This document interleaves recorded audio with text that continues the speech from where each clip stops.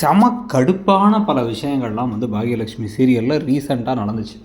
அதுவும் வந்து ஒரு வீட்டில் இருந்துக்கிட்டு அப்புறம் இந்த இனியாவுடைய டான்ஸ் காம்படிஷன் ப்ரோக்ராமில் நடந்த விஷயங்கள், அதுக்கப்புறம் வந்து பார்த்திங்க அப்படின்னா பாக்கியா எவ்வளோ தான் வந்து பொறுமையில் பூமாதேவிங்கிற மாதிரி எல்லாத்தையும் இந்த வீட்டுக்குள்ளே விட்டுட்டு இருப்பாங்களோங்கிற மாதிரி கேள்விகளும் பல விஷயங்கள் போயிட்டு இருந்துச்சு. ஆனால் இப்போ கொஞ்சம் கொஞ்சமாக நம்ம முன்னாடி இருந்து சொல்ல மாதிரி கோபி மாதிரி ஒரு மனிதருக்கு இந்த 2 பெண்களுமே வந்து யாருமே அவங்க கூட வாழக்கூடாது. ஏன்னா வந்து அவர் அந்தளவுக்கு மோசமாக தான் நடந்திருக்காரு, சுயநலமாக தான் நடந்திருக்காரு. இன்றைக்கி திடீர்னு திருந்தின மாதிரி காமிக்கிறதெல்லாம் வந்து எத்தனை நாளைக்குன்னு தெரியல. இவருக்கு ஒரு சரியான தண்டனை கிடைக்கணும். இதில் வேறு வந்து அவர் ஏதோ கை குழந்த மாதிரி வந்து ஈஸ்வரி ட்ரீட் பண்ணுறதுக்கெல்லாம் சேர்த்து வச்சு இப்போ ராதிகா முடிவோடே விலகி போயிட்டாங்கன்னு நினைக்கிறேன். ஸோ அதனால தான் அந்த கதையுடைய இறுதி கட்டம் கிளைமேக்ஸ் நெருங்குதோன்னு தோணுது. எழிலுடைய அந்த ஒரு இந்த ஃபங்க்ஷன் சினிமா ஃபங்க்ஷன் நடக்குது, முடிஞ்சதுக்கப்புறமா அவர் இந்த வீட்டுக்கு வந்துடுவார். ராதிகா இப்போ கோபிகிட்ட பேசுகிறதே இல்லை, பாக்கியா தனியாக இருக்காங்க. ஸோ இதோட சேர்த்து கதையை முடிச்சிருவாங்களோன்னு தோணுது. அதை பற்றி நீங்கள் என்ன நினைக்கிறீங்கிறத சொல்லுங்கள். கீழே இருக்க ஷாப்பிங் ஐக்கானை கிளிக் பண்ணி மிந்த்ரா, ஃப்ளிப்கார்ட்டில் ஆஃபர்ஸ் செக் பண்ணுங்கள்.